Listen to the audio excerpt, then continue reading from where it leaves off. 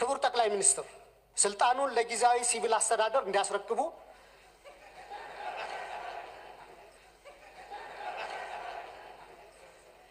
የህዝብ ተወካዮች ምክር ቤት አባላትም በኢፌድሪ ህገ መንግስት አንቀጽ 60 ንዑስ አንቀጽ 1 መሰረት በምክር ቤቱ ፍቃድ ምክር ቤቱን እንዲበትኑና ለአዲስ ምርጫ መንገዱን እንዲጠርጉ መጠየቅ እፈልጋለሁ። አመሰግናለሁ።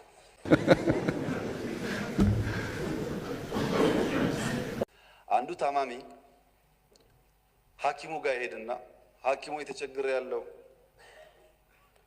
ጭንቅላቴን ስነካ ጭንቅላቴ ያመኛል፣ ደረቴን ስነካ ደረቴ ያመኛል፣ ሆዴን ስነካ ሆዴ ያመኛል፣ እግሬን ስነካ እግሬ ያመኛል፣ መላው አካሌ መፈተሽ አለብህ ብሎ ይጠይቀዋል።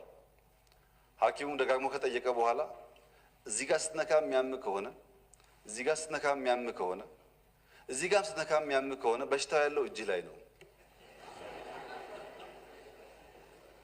አለው ይባላል። አሁን ሁሉ ነገር ጨለማ ከሆነብን በጨለማ ውስጥ ያለነው እኛ ነን ማለት ነው።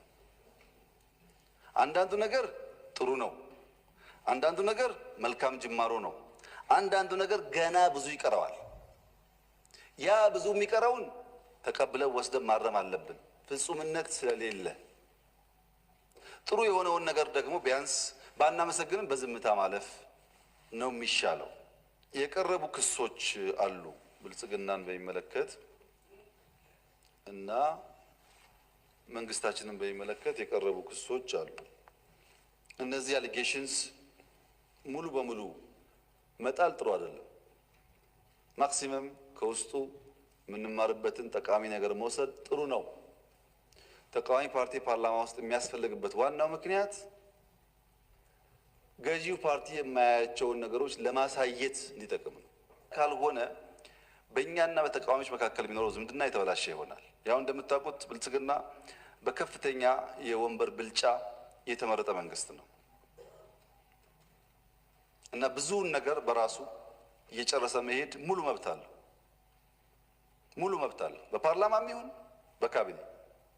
ነገር ግን አሳታፊነት ያስፈልጋል። አብረን ብንሰራ ይሻላል፣ አንዳንዴ እውቀት ይጎልብናል በሚል ሂሳብ ሆደ ሰፊ ደግሞ ሲኮን ነገር እንዳይበላሽ በእናንተ በኩል በተወሰነ ደረጃ ለማየት መሞከር ጥሩ ነው። ለትውልድ ማሰብ፣ ለነገ ማሰብ፣ ለዛሬ ብቻ ከሆነ ጥሩ አይደለም።